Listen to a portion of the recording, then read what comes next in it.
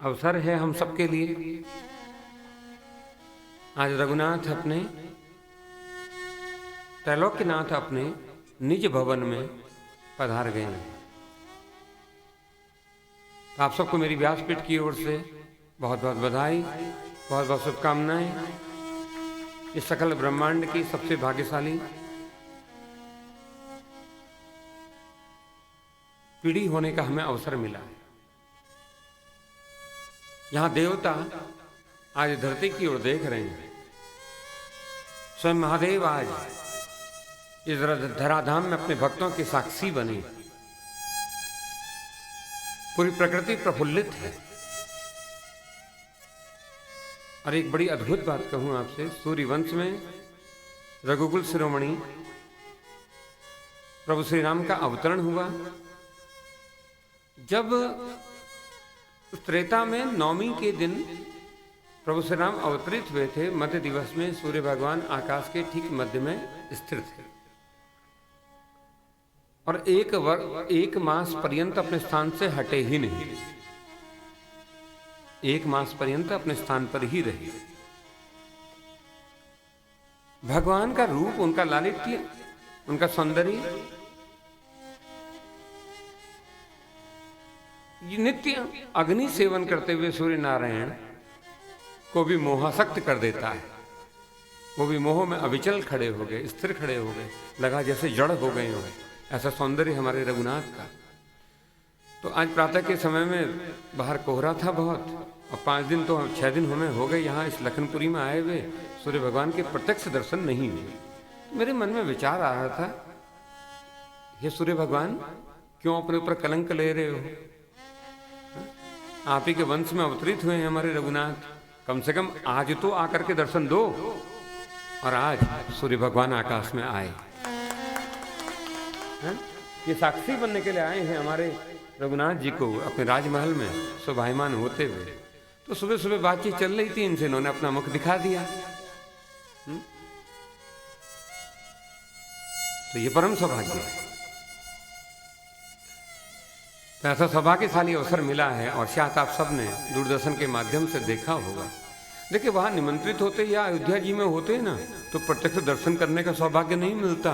दूर बैठे हो तो स्पष्ट दर्शन हुआ, किस विधि रघुनाथ का श्रृंगार हुआ है, किस विधि रघुनाथ का अभिषेक हुआ, किस विधि रघुनाथ जी को शोभायमान किया, किस विधि रघुनाथ जी को अलंकृत किया, और पूरी धरा धन्य धन्य हो रही है। ये देखने का अवसर दूरदर्शन पर मिला है। तो ये परम सौभाग्य है आप सबका। शायद किसी जन्म में भक्ति की होगी, किसी जन्म में मेरे गोविंद के चरणों की सेवा की होगी कि आज ये सुफल बनकर के, और ऐसे में भी, इस अवसर में भी भगवान की कथा में बैठने का अवसर मिला है। इससे बड़ा भाग्य हम सबका दूसरा नहीं हो सकता था। तो महिपाल जी के मन में ये संकल्प आया कि माघ मास में हम इस प्रकार कथा को करेंगे। तो ये संकल्प देने वाले भी मेरे रघुनाथ ही थे, ताकि इस माध्यम से हम सबको कथा भी मिले और भगवान का दर्शन भी हो जाए। तो ये सुयोग है। तो एक बार मैंने कल वचन दिया था कि कुछ बोलूंगा राम तत्व पर। तो राम कथा में कुछ प्रसंग में प्रवेश करूं, इससे पहले रघुनाथ जी का थोड़ा मंगलाचरण करेंगे और हमारे साथ साथ गुनगुनाई का आनंद आएगा। राजीव नयन धरे धनु साय, राजीव नयन धरे धनु साय, भगत विपति भंजन सुखदाय, भगत विपति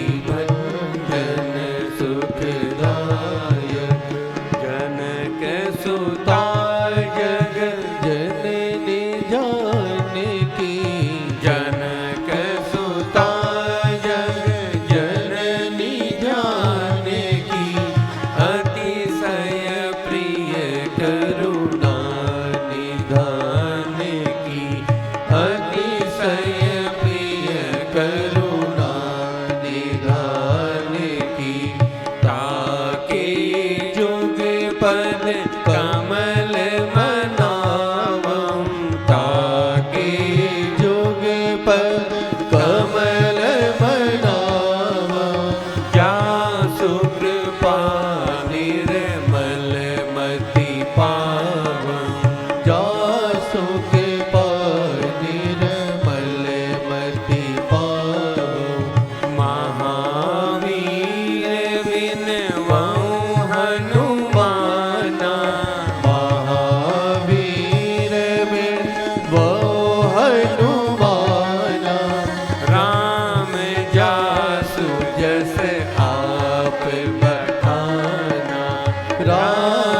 जासु जस आप बखाना।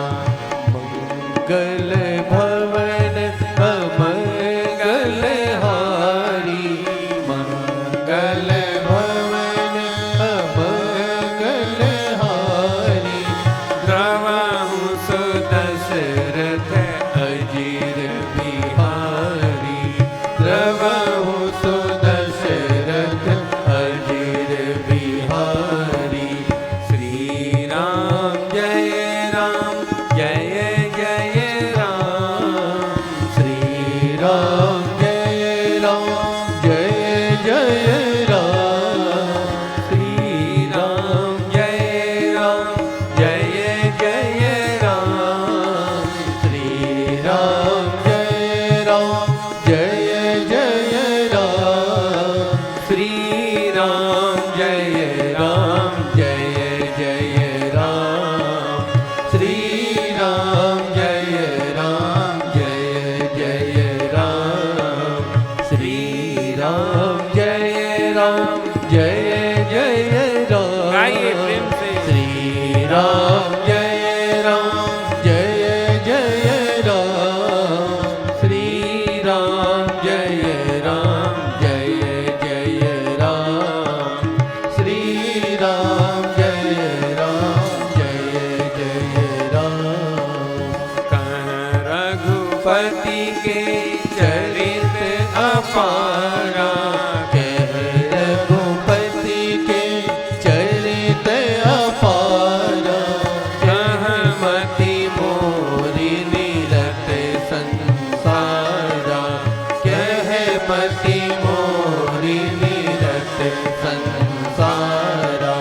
कवि न हो नहीं चतुर कहावम। कवि न हो नहीं चतुर कहावम।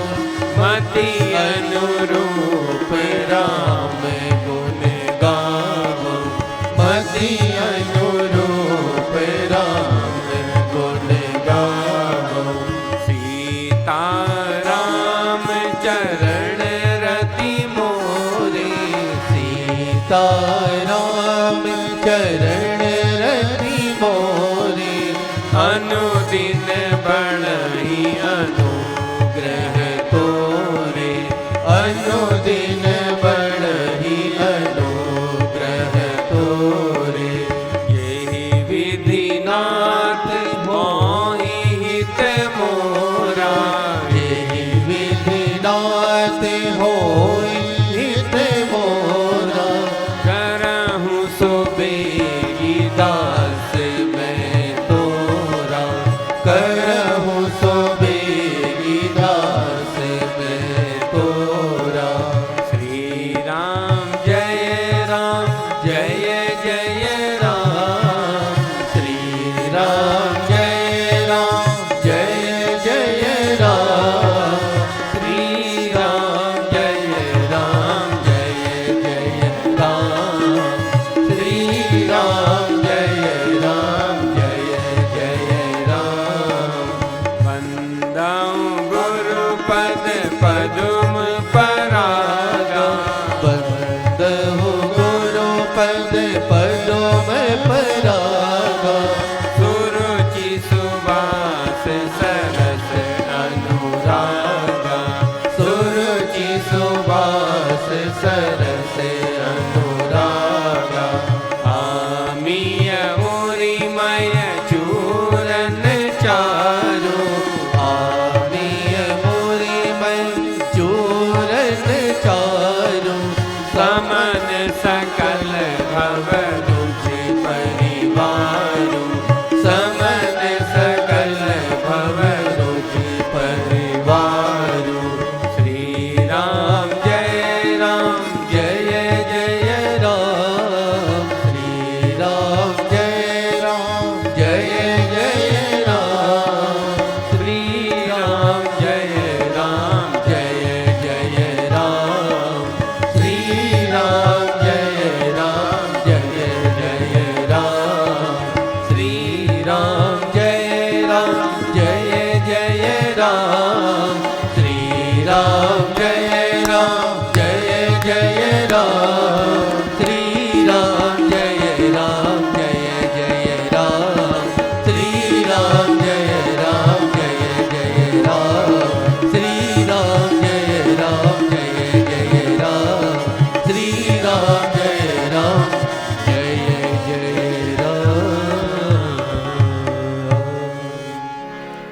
राघवेंद्र सरकार की, चारों भैया की जय, अयोध्या महारानी की जय, सरयू महारानी की जय। नमः पार्वती पतये हर हर हर महादेव। तो नारायण हमारे रघुनाथ राघवेंद्र सरकार अपने निज भवन में आज शोभायमान हुए हैं और पूरा जगत राममय हुआ है। ये जगत जो काममय है, भय काम बस जोगी से तापस नर पावरनी की को कहे। किंतु जब राम आते हैं ना तो रोम रोम राम हो जाता है। तो पूरी वसुधा को देखिए ना, जो धर्मनिष्ठ है, जो सत्यनिष्ठ है, जो प्रभु भक्त है, उनके रोम रोम राम राम हो गए। तो शीतलहर में राम लहर चल रही है ना? बड़ा आनंद उत्सव हो रहा है। और मुझे प्रातःकाल के समय से मुझे वो घटना याद आ रही है जब राघवेंद्र लौट करके आए 14 वर्ष के वनवास से।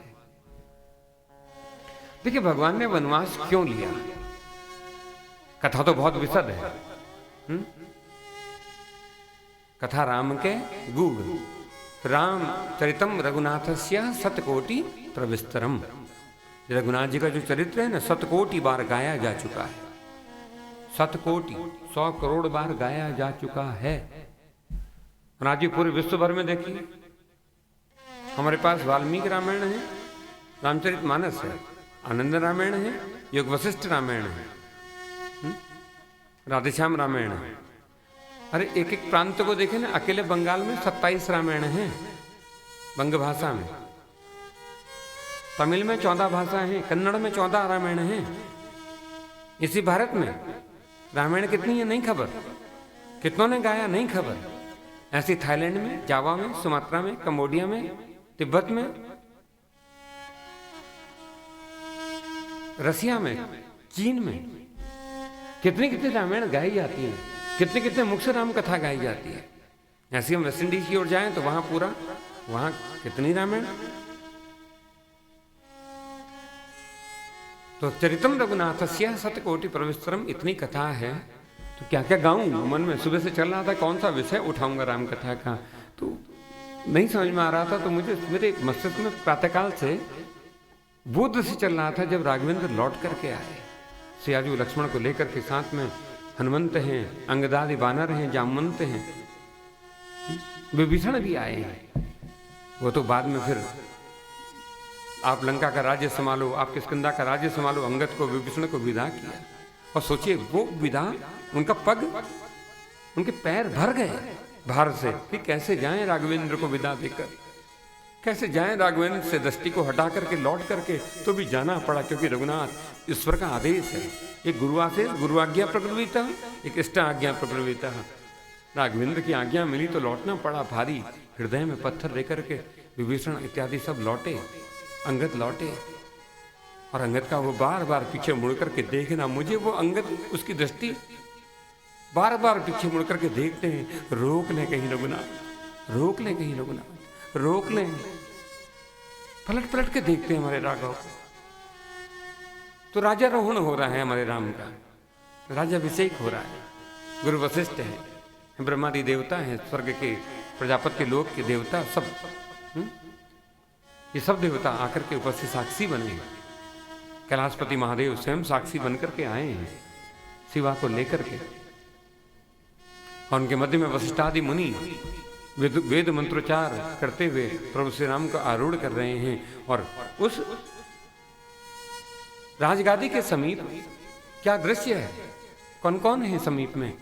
धर्म का दंड लेकर के लक्ष्मण शत्रुघ्न खड़े हैं, चरणों में बैठे हैं। श्री हनुमंत लाल वाम भाग में शोभायमान है।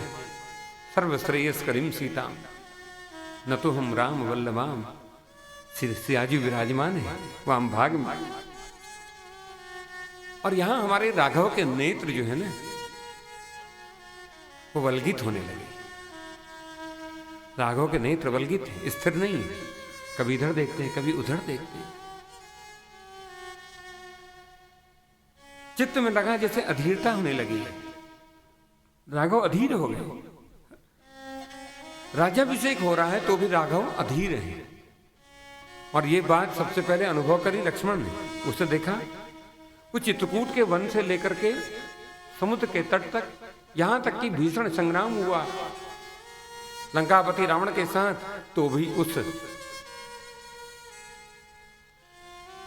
भीषण वन में भी जिन राम के मुखमंडल पर एक बार भी अधीरता दिखाई नहीं दी, एक बार भी अधीरता का दर्शन नहीं हुआ।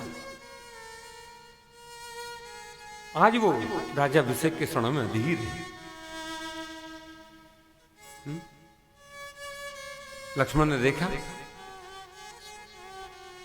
तुरंत लक्ष्मण की दृष्टि फिर हनुमंत लाल पर गई, क्योंकि स्वयं पूछने का साहस नहीं होता। हे राघव, आज आप अधीर क्यों हो? अब तो सुख का क्षण आया है, अब तो राज्यारोहण हो रहा है, पूरी प्रजा सुख में है, पूरा देवमंडल सुख में है, हमारे इष्ट महादेव सुख में है, और आप अधीर हैं क्यों? पूछने का साहस नहीं होता तो हनुमान जी की ओर देखते हैं। देखा तो हनुमान जी भी अधीर हैं। हनुमान जी की दृष्टि भी स्थिर नहीं है, वो भी खोज रही है। अब लक्ष्मण से रहा नहीं गया, तो राम जी से तो पूछ नहीं पाए, लक्ष्मण के पास आए, हनुमान जी के पास आए श्री लक्ष्मण लाल। लक्ष्मण जी ने हमारे हनुमंत सरकार से पूछा, हे हनुमान, आप भी अधीर हैं, आपके नेत्र भी स्थिर नहीं है, लगता है जैसे कुछ खोज रहे हैं। ऐसे हमारे राघव ये भी अधीर हैं, उतने ही अधीर हैं, क्या खोज रहे हो तुम? तो हनुमान जी ने कहा लक्ष्मण से, मैं भरत को खोज रहा हूं, यहां सब दिख रहे हैं, पूरी प्रजा भरी पड़ी है, सबका दर्शन हो रहा है, ये अंगदादि पूरा रीत समूह, वानर समूह सन्मुख है, देवमंडल पूरा सन्मुख है, माताएं सन्मुख हैं, गुरु वशिष्ठ आदि ऋषि मुनि सब सन्मुख हैं, भरत नहीं दिखते। भरत कहाँ है? भरत कहाँ है? हे हनुमंत, आप राघव से पूछो ना। तो राघवेंद्र के कान के पास मुख लेकर के गए हनुमान, और धीरे से पूछा, हे राम, आप भी इतने अधीर हैं, व्याकुल हैं, क्या आप भी भरत को खोज रहे हैं? राम जी ने कहा, नहीं नहीं, मैं तो जानता हूं भरत कहाँ है, मैं तो जानता हूं कहाँ है भरत। इस सन्मुख तो पूरी प्रजा है, राजगादी के सन्मुख सब लोग हैं, किंतु भरत राजगादी के पीछे धर्म का छत्र लेकर के खड़े हैं, और जो पीछे है वो दिखे कैसे? धर्म का छत्र लिए हुए। और हनुमान, मैं सच कहता हूं, यदि भरत धर्म का छत्र धारण नहीं करते तो मैं राम राज्य की स्थापना करने में असमर्थवान होता। वो भरत सन्मुख नहीं आते, बाकी सब सन्मुख हैं। वो इसलिए नहीं कि श्रेय मिले, भरत जी तो इतना भी नहीं चाहते कि कोई प्रजा में मुझे देखे। जो रामकाज कर रहे हैं ना, जो वास्तव में रामकाज करते हैं, वो अपने को पीछे कर लेते हैं, ताकि धर्म की ध्वजा स्थिर रहे, धर्म का छत्र स्थिर रहे। तो भरत ने अपने को गौण कर लिया। तो आप अधीर क्यों हैं जब आपको खबर है कि भरत पीछे? मैं अधीर इसलिए हूं कि ताकि ये सब कर्मकांड, जो पूजा की विधि है, ये राज्यारोहण की जो विधि है, ये शीघ्र क्यों नहीं संपादित होती, ये समय तीव्र गति से क्यों नहीं निकल जाता, ताकि सब जाए और मैं भरत को अपने गले में लगाऊं, भरत को अपने अंक में भर दूं। सोचिए, उस भरत को अपने अंक में भरने के लिए इतने लालायित हैं राघव।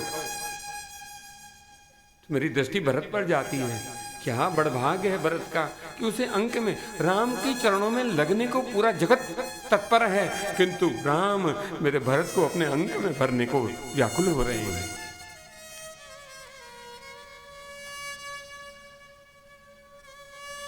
सब क्रिया विधि संपन्न हुई, सबको भगवान विदा कर रहे हैं, ब्राह्मण को दक्षिणा दे दे करके विदा किया जा रहा है। जब सब शांत हुआ, तब हनुमान जी महाराज भरत जी को पकड़ करके लाए, वो धर्म ध्वजा लक्ष्मण के हाथ में रखी, और देखिए लक्ष्मण के हाथ में रखी है। मैं जिस दृष्टि से देख रहा हूं इस पूरे राजसभा को, उसी दृष्टि से देखिए ना, पहले धर्म ध्वज है किसके पास, धर्मछत्र किसके पास है, भरत के पास। फिर जब भरत को सन्मुख करना है तो लक्ष्मण के हाथ में पकड़ाई। ये दोनों वैरागी हैं, ये दोनों वैरागी हैं। एक प्रभु के साथ साथ वैरागी की को लेकर के यात्रा कर रहे हैं, एक राजभवन में रहते हुए वैरागी को धारण किए वे यात्रा कर रहे हैं। दोनों संत हैं। संतों के हाथ में ही धर्म का ध्वज, धर्म का दंड शोभायमान होता है। तो शत्रुघ्न के वो लक्ष्मण के हाथ में वो धर्मध्वज दिया और हाथ पकड़ करके राघवेंद्र के सामने लाए। और जैसे ही राघव के सन्मुख आए भरत इतने संकोची हो गए, इतने संकुचित हो गए कि गिर पड़े, चरणों में गिर पड़े। अब हनुमान उनको उठाने की चेष्टा कर रहे हैं, उठ ही नहीं रहे, उठ ही नहीं रहे, चरण पकड़े हैं। तब राम ने बरबस उठा लिया, उठा करके अपने अंक में भर लिया। एक और प्रेम है, एक और धर्म है। ये प्रेम और धर्म का मिलन हो रहा है। दोनों के नेत्र में अश्रु की अविरल धार है। और तुलसी कहते हैं राघव के भरत को अंक में भरते ही रोम रोम खड़े हो गए, अश्रु की धार फूट पड़ी। ये प्रेम और धर्म दोनों अश्रुपात कर रहे हैं, मिलन में। प्रेम का धर्म के साथ मिलन हो जाए तो ही राम राज्य की स्थापना होती है, तो ही राम राज्य की। तो राम राज्य राम ने स्थापित नहीं किया है, किसने स्थापित किया है, भरत ने। और आज राम लौट करके आए हैं, आज राम राजगादी पर विराजमान हुए हैं, तो यहां से राम राज्य स्थापित होता है? नहीं नहीं नहीं, मेरे प्रभु श्री राम को कैकेयी ने वनवास दिया, कैकेयी ने वनवास दिया। राघवेंद्र के मर्यादा पुरुषोत्तम राम बनने के पीछे एक मां है, एक मां का त्याग है। अपने पूरे चरित्र को कलंकित कर दिया वनवास देकर के, ताकि राम भगवान राम हो जाएं, ताकि राम राजाधिराज राम हो जाएं, ताकि राम चक्रवर्ती सम्राट हो जाएं।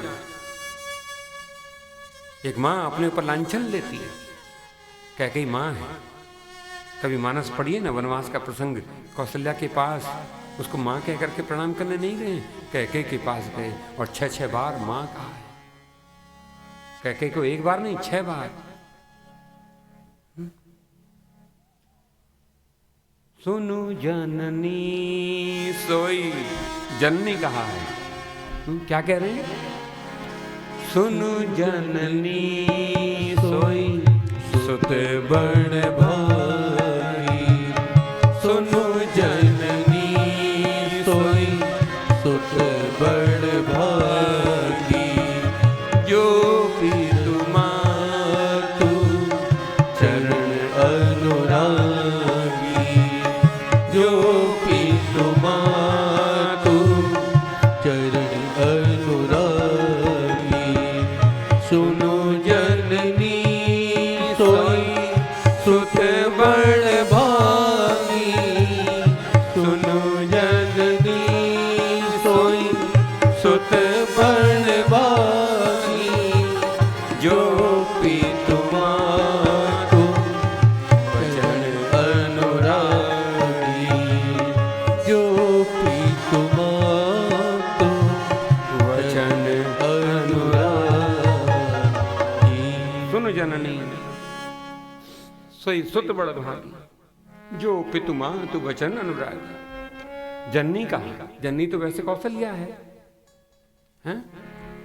किंतु राम को राजा राम बनाने वाली जननी है कैकेयी, इसे जननी कहते हैं राघव। मां अपने पर कलंक लेती है। राम राज्य की स्थापना में ये दो, एक कैकेयी एक भरत। बाकी वशिष्ठ आदि ऋषि मुनि, विश्वामित्र इत्यादि ऋषियों का अपना एक योगदान है, ठीक है। तो भी ये दो, जो इनका जो त्याग है ना, वो अप्रतिम है। कैकेयी ने वन में भेज दिया, और वन में भी भेजा तो राजसी वेश, राजसी सुख के लिए नहीं भेजा। अरे सारे वस्त्र उतार दिए, वलकल वस्त्र दे दिए, ताप सुभेश विशेष उदासी। कैसा वनवास मिला था? ताप सुभेश विशेष उदासी, तपस्वी का वेश। सारे राजसी वस्त्र अलंकार श्रृंगार सब निकाल दिया। तपस्वी के रूप में। क्यों? क्योंकि राजा बनाना है। राजा यदि तप न करे, उसे राजगादी में बैठने का पुरुष को अधिकार नहीं। एक राजतंत्र की स्थापना कर रही है मां, अपने पुत्र को संस्कारित कर रही है थी। और क्यों भेजा वन में? क्योंकि जानती थी कि भारत की पूरी धरा, पूरे विश्व का एकमात्र राष्ट्र है भारत। पूरे विश्व का एक ही राष्ट्र। राष्ट्र कहने की संज्ञा किसको मिलती है? राष्ट्र किसे कहते हैं?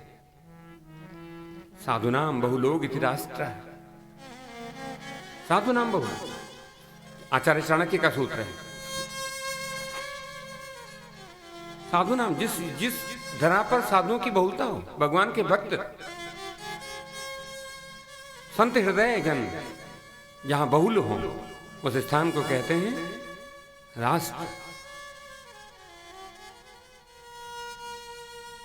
क्या कह जानती है? इस राष्ट्र में आतताई दुरात्मा रावण ने स्थान स्थान पर दुरात्मा लोगों को स्थापित कर दिया है। आप आपकी भाषा में स्लीपर सेल कह सकते हैं। वर्तमान की भाषा में अपने स्लीपर सेल बना दिए हैं, जहां ताड़िका है, सुबाहु है, मारीच है, खर है, दूषण है, इतने सारे केंद्र बना दिए। यहां तक कि हिमालय जैसे गहन क्षेत्र में, निर्जन क्षेत्र में भी माल्यवंत आदि का राज्य हो गया, माल्यवान इत्यादि का। वहीं समुद्र के तटों पर देखें तो बाली हो, जावा हो, सुमात्रा हो, इंडोनेशिया हो, ये सब दैत्य भूमि हो गए। चारों ओर से घेर लिया गया है भारत की भूमि को। और कैकेयी युद्ध कला प्रवीण है, युद्ध कला निष्णात है। इसका प्रमाण मिलता है, देवासुर जब संग्राम हुआ ना, तो देवताओं ने महाराज दशरथ से सहायता मांगी थी। धर्म धुरंधर चक्रवर्ती सम्राट है महाराज दशरथ, उनसे सहायता मांगी। महाराज दशरथ भी एक बार उस देवासुर संग्राम में लगा कि जैसे विचलित हो गए हों दैत्यों के आक्रमण से, दैत्यों के समूह बल को देख करके। और उसी समय उस युद्ध कला का नेतृत्व करने के लिए कैकेयी युद्ध में अवतरित हुई, प्रस्तुत हुई। उस देवासुर संग्राम में नेतृत्व किया कैकेयी ने। कोई साधारण स्त्री नहीं है कैकेयी। हम जान नहीं पाए हैं उसको, बस हम जान नहीं पाए, न हमें बताने वाले ठीक लोग मिले। तो युद्ध कला में निष्णात है, प्रवीण है। सामरिक महत्व के क्षेत्रों को जानती है कि ये सामरिक महत्व के, और सामरिक महत्व की भूमि भली बंजर हो तो भी छोड़ी नहीं जाती है। हमारे वहां तो ऐसे 47 के बाद ऐसे राष्ट्राध्यक्ष आए जिन्होंने बंजर कह करके जमीन सौंप दी, अक्साई चीन सौंप दिया।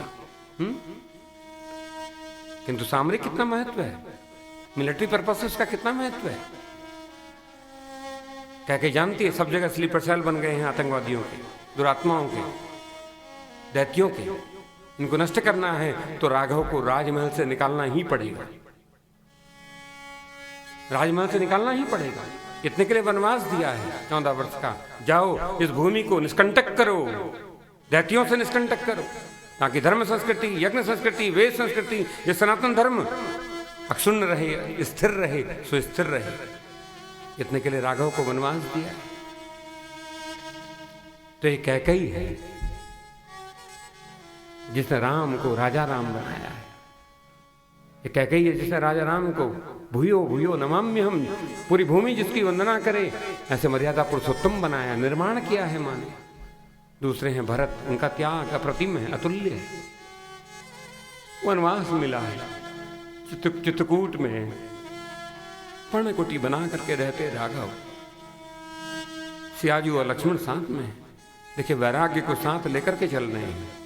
लक्ष्मण को भेजा गया है वन में ताकि वैराग्य प्रतिक्षण साथ रहे। राजा के साथ वैराग्य चलना ही चाहिए, राजा को वैरागी होना चाहिए। कितनी प्रतीक है कथा। हमें वैराग्य को लेकर के भक्ति के साथ यात्रा करनी चाहिए।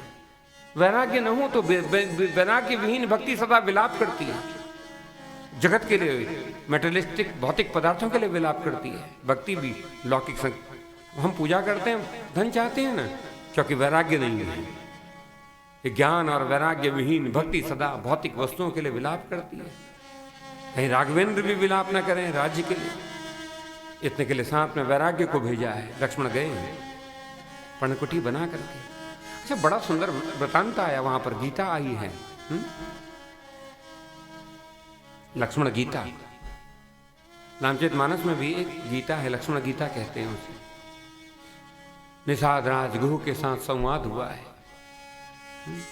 पर्णकुटी के भीतर कुश के आसन पर, कुश की सैया पर राघव सियाजू के साथ विश्राम में लेटे हैं। बाहर पहरा देते हैं लक्ष्मण और निषाद राजगुह, दोनों के बीच में संवाद हुआ है। निषाद राजगुह कैकेयी को कोसने लगे कि इसने क्या सोचकर कितने सुकुमार राम को, सुकुमार सरकार को वनवास दे दिया। इनके चरण इतने कोमल हैं, वन के कंटकों से, वन के पत्थरों से पूरे अंग प्रत्यंग छलनी हो गए। मां को दया नहीं आई, इतनी सुकोमल सीता, इनको वनवास दे दिया। कैकेयी का हतभाग्य। निषाद ने जैसे ये कहा, लक्ष्मण को क्रोध आ गया। क्यों? क्योंकि परिवार की कोई निंदा करे मत सुनना, परिवार की कोई निंदा करे, परिवार की कोई आलोचना करे, सहन मत करना। रोक दिया निषाद को। गुह, तुम जानते हो राजभवन में राम कैसे रहते थे? क्या तुम जानते हो? तो गुह ने कहा, सरकार हमारी ऐसी कहां सामर्थ्य, हम गरीब, वनवासी, आदिवासी, वंचित, शोषित समाज में पिछड़े हुए लोग, हमें कहां राजभवन में प्रवेश मिलेगा? हमें क्या खबर कि वहां कैसे सोते थे, वहां कैसा उनका शयन घन था। तो तुम आज तुलना क्यों कर रहे हो कि राजभवन में कैसे रहते थे और यहां? तुम्हें कैसे खबर कि वहां सुख में थे, यहां दुख में है? यहां दुख में है। और तुम जानते हो कि अपने राजभवन का त्याग कर करके राज सत्ता को वंचित सत्ता के साथ मिलाने के लिए ही राघव ने वनवास लिया है। जो समाज में पिछड़ गए हैं, जो शोषित हैं, जो वंचित हैं, उनकी मध्य में राज सत्ता को लेकर के गए हैं। नहीं तो राज सत्ताएं कहां आती थी प्रजा के मध्य में? ये राघव है जिसने एक लकीर खींची है।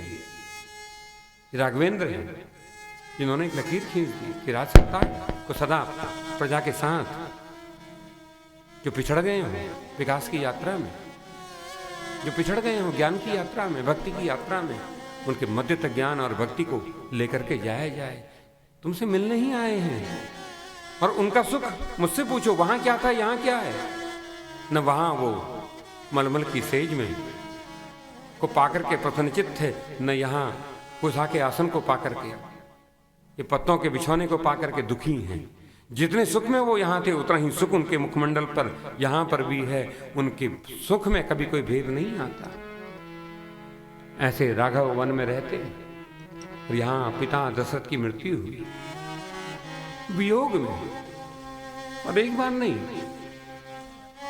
6 बार मेरे प्रभु का नाम लेकर के मृत्यु को प्राप्त हुए दशरथ। राम राम कही राम कही, राम राम कही राम, तनु परि हरि रघुवर विरह, राव गयौ सुरधाम। राम राम कही राम कही, राम राम कही राम, तनु परि हरि रघुवर विरह, राव गयौ सुरधाम। दशरथ पहुंचे और सोचिए 4 पुत्र हैं महाराज दशरथ के।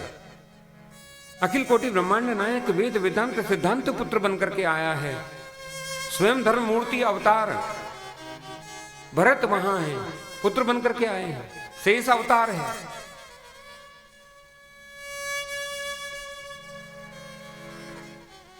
ये सब भगवान के अवतार हैं। 4 पुत्र बनकर के आए हैं और मृत्यु के समय में समीप में एक भी पुत्र नहीं था, एक भी पुत्र नहीं था। सोचिए महाराज दशरथ का भाग्य, वो वंचित रह गए, वो वंचित रह गए। एक घटना मुझे याद आती है। हमारे एक मित्र हैं, शिष्य कह लीजिए, मेरे तो सब मित्र भी शिष्य भी मित्र हैं। मेरा शिष्य परिवार भी मेरा मित्र परिवार है। तो उनके पिताजी की मृत्यु हुई तो बहुत रो रहे थे। तो फोन में उन्होंने कहा माता जी की मृत्यु हुई, पिता की मृत्यु हुई, तो बहुत रो रहे थे। तो मुझे फोन किया पिता की मृत्यु पर। महाराज जी दुख सहन नहीं हो रहा, लगता है जैसे बाबूजी के साथ मेरे भी प्राण अब चले ही जाएंगे। चले जाएंगे। अब हमें चिंता थी कि उसका परिवार पीछे से वंचित हो जाएगा आश्रय से, और सच में दुख में थे। तो राम कथा ने कितना सहायक, देखो कभी जीवन में संकट आए ना, भगवान की कथा ही उद्धार करने वाली है, भगवान ही उद्धार करने वाले। तो हमने उसे कहा महाराज दशरथ की ओर देखो ना, इस समय 4 पुत्र हैं, किंतु जब मृत्यु हुई एक भी पुत्र समीप में नहीं था। तुम्हारे बाबूजी भाग्यशाली थे, कम से कम तुम उनके समीप में हो। अपने को भाग्यशाली जानो, तुम्हारे पिता भाग्यशाली थे, इतना जानो कि तुम समीप में थे, तुम समीप में हो। तुम्हारा दशरथ को सुख नहीं मिला। खबर पहुंची कह देश में, और उस समय ननिहाल में थे। भरत और शत्रुघ्न, बुलावा भेजा गया। जब तक आए तब तक संस्कार संपन्न हो चुका था। आए तो खबर लगी, गुरु चरणों में लोटपोट हो गए। अपनी मां कैकेयी का मुख नहीं देखा।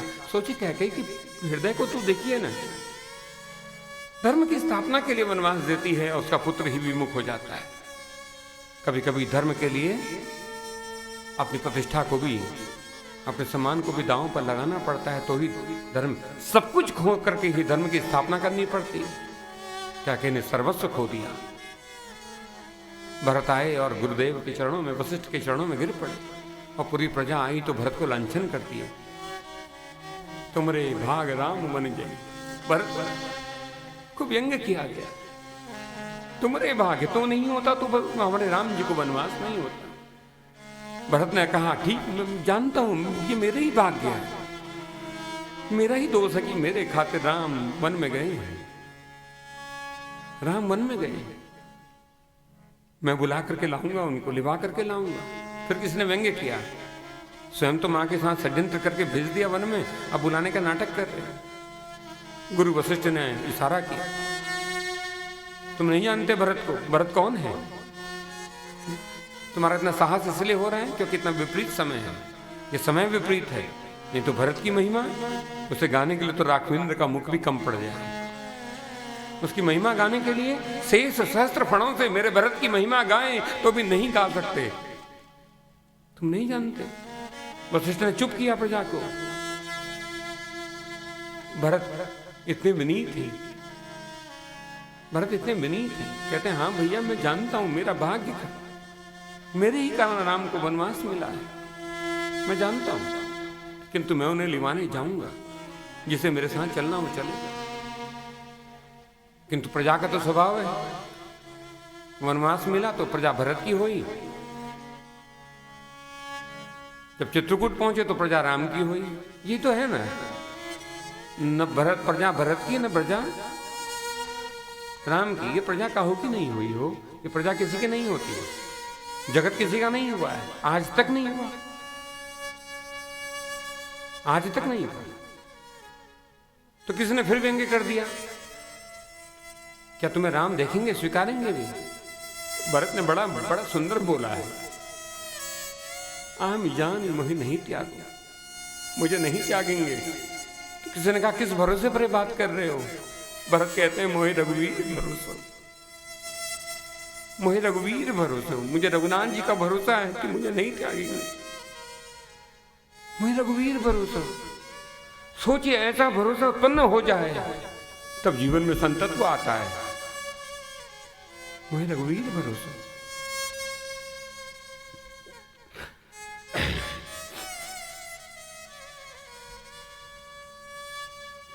सबको लेकर के गए,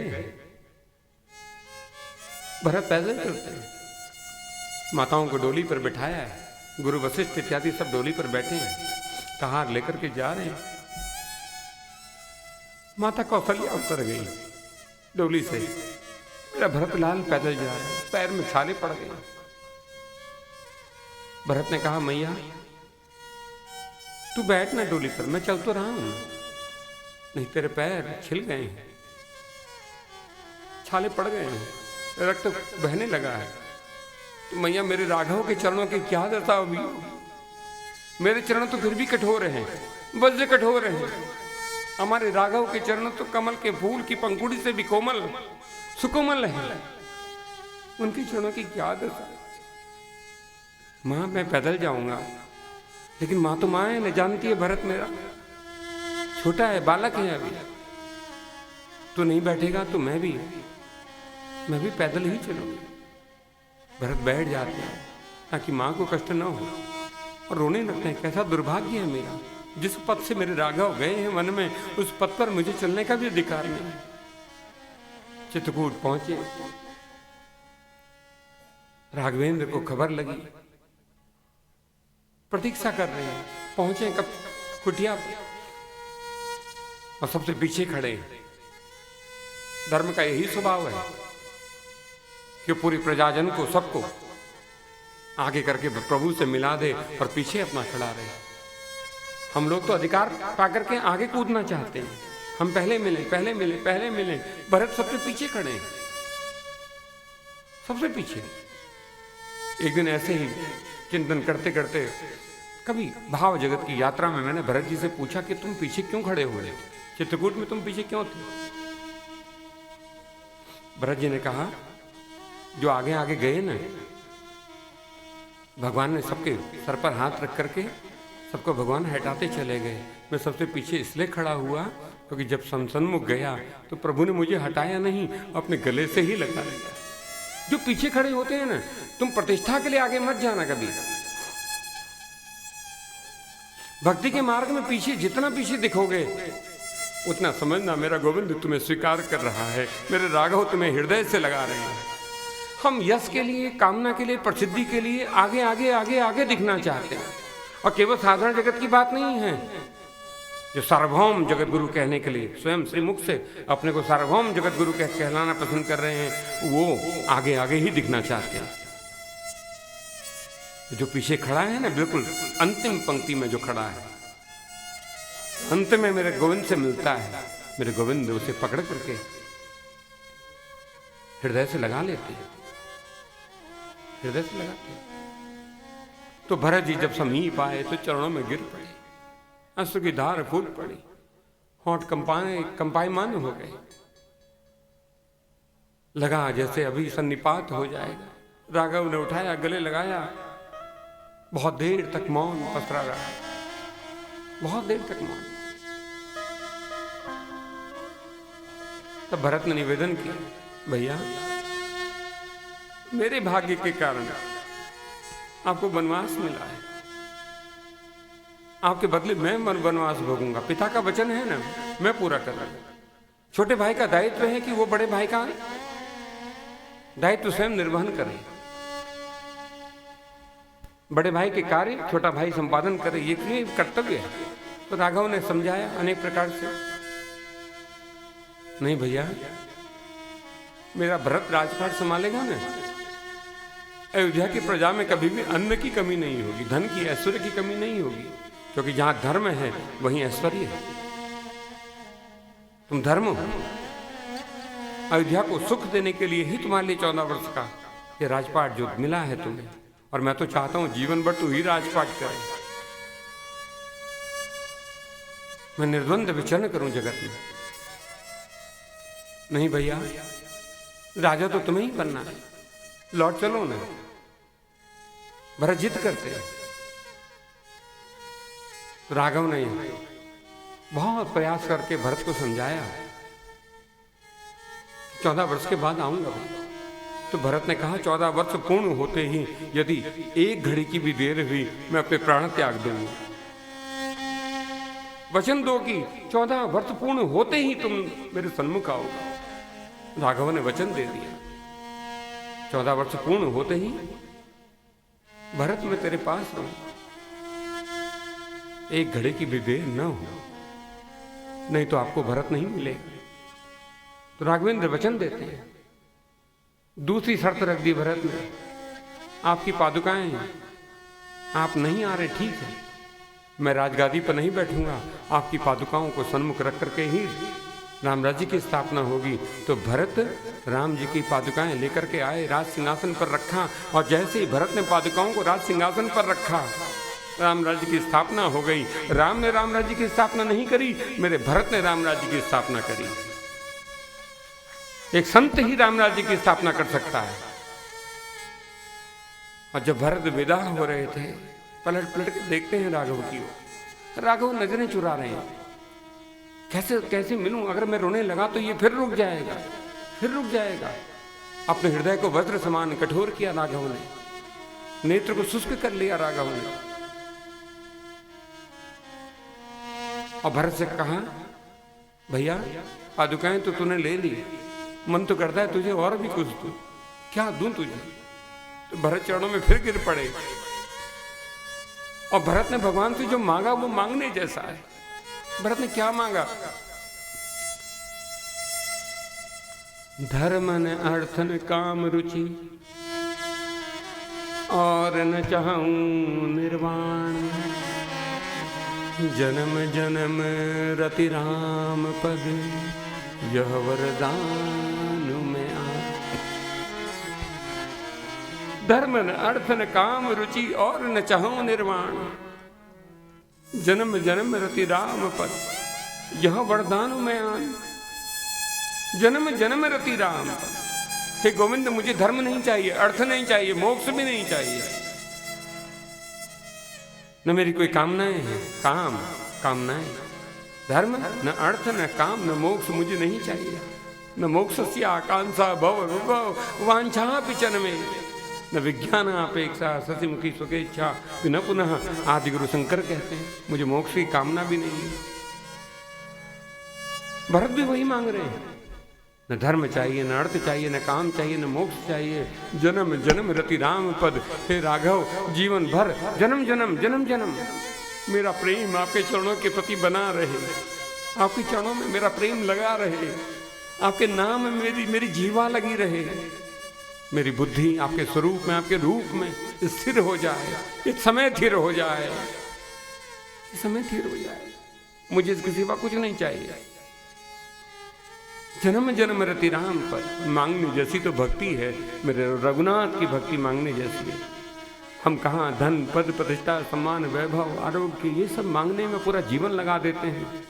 और जो भरत है, जो भगवान के परिजन हैं, निजन हैं, वो केवल राघवेंद्र के चरण ही मांगते हैं। तो राघवेंद्र ने रामराज जी की स्थापना नहीं करी,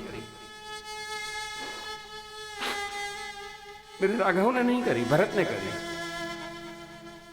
और राम राज्य की स्थापना में जो तीसरा मुख्य सोपान है, तीसरा, पहला कैकेयी, दूसरा भरत, तीसरा सोपान है सीता निर्वसन, सियाजू का त्याग हुआ। राजगादी पर बैठे मेरे राम, वामांग में शोभायमान होती है सर्वश्रेयस्करी सीता। पूरे जगत का हित करने वाली, हितवर्धन करने वाली सियाजू, किंतु इसी जगत को ये रुचा नहीं। इसी जगत में कुछ निंदक हो गए। और एक स्त्री को लांछित करना सरल है, वो एक स्त्री को लांछित करना सरल है।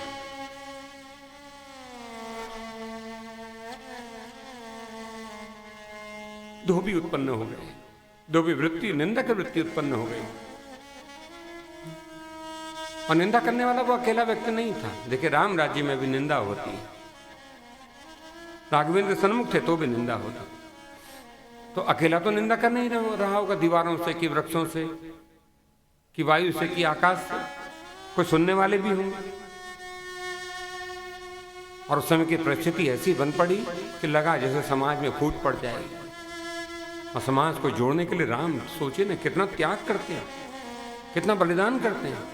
स्व का बलिदान, निज का बलिदान, निज जन का बलिदान। और सीता तो निज जन भी नहीं है, आत्मा है, आत्मा है। जब वियोग हुआ तो वही राम। सोचिए, अशोक वाटिका में श्री हनुमान जी उनका वर्णन करते हैं, श्री राम जी की दशा का वर्णन, उनकी कैसी दशा होगी।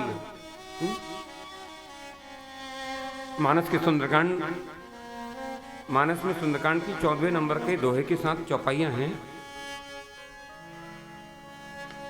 राघवेंद्र की दशा श्री हनुमान जी महाराज वर्णन कर रहे हैं।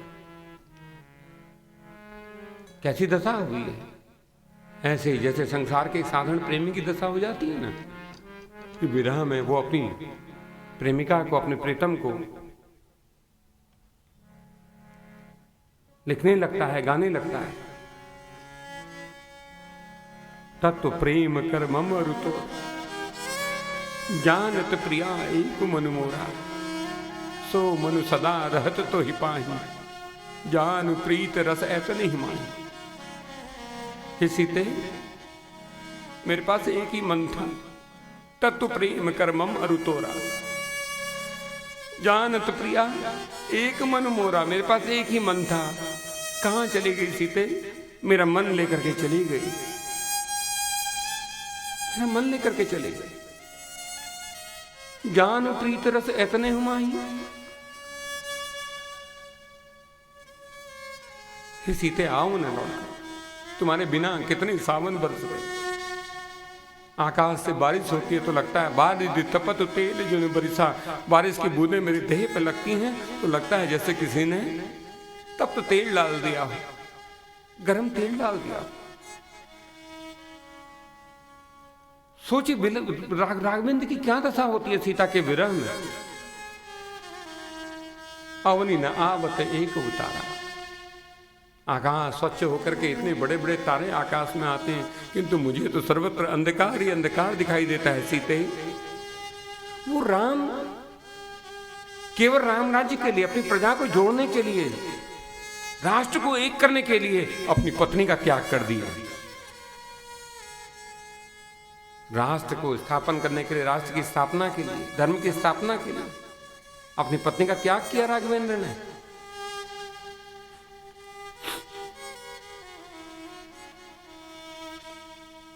अपने निजी जनों का भी त्याग करना किया है राम ने। इसलिए उनका यशगान आज पूरी धरा गाती है। स्मृतामृति विन्यस्य विद्धम दंड कंटक स्वपाद पल्लवम रामम आत्म ज्योतिर्गात। ऐसे राम हम सबके अंतःकरण में भक्ति की ज्योति बनकर के, ज्ञान की ज्योति बनकर के प्रकट होते रहे, होते रहे, होते रहे। ये समय स्थिर हो जाए, ये सूर्य चंद्रमा की गति टल जाए, आकाश में तारे स्थिर हो जाएं, ये अवसर हमें मिलता रहे, मिलता रहे, मिलता रहे, मिलता रहे।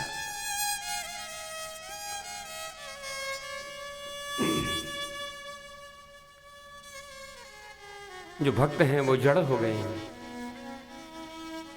और सच कहूं, इस राम महिमा गाने में वाणी लुंठित कंठित हो जाती, कुंठित हो जाती है। वाणी लुंठित होती है, कुंठित हो जाती है। हनुमान जी की भी दशा यही होती है। जब वो राम जी के गुण गाते हैं ना, गद गद गिरा नयन बहनीरा, कंठ गदगद हो जाता है, बहत नयन बहनीरा, नेत्रों से अश्रु बहने लगते हैं, स्थिर हो जाते हैं श्री हनुमान। तो ऐसे प्रभु के चरित्र का गुणगान करते हुए ये राम राज्य स्थिर रहे। 11,000 वर्ष पूर्व प्रभु श्री राम ने राम राज्य इस धराधाम पर किया। इस बार जो राम राज्य हो वो स्थिर हो जाए, सदा के लिए स्थिर हो जाए। ये धरा मेरे गोविंद की, मेरे प्रभु की, मेरे राघव की भक्ति से परिपूर्ण रहे। आप सबके जीवन में मेरे राघवेंद्र की भक्ति बनी रहे, बनी रहे, बनी रहे। इस भाव के साथ एक बार भगवान नाम का आश्रय। और यहां पर राम कथा को विराम दे रहा हूं, क्योंकि भागवत में इतना है नहीं ना, तो मुझे अपने संकल्प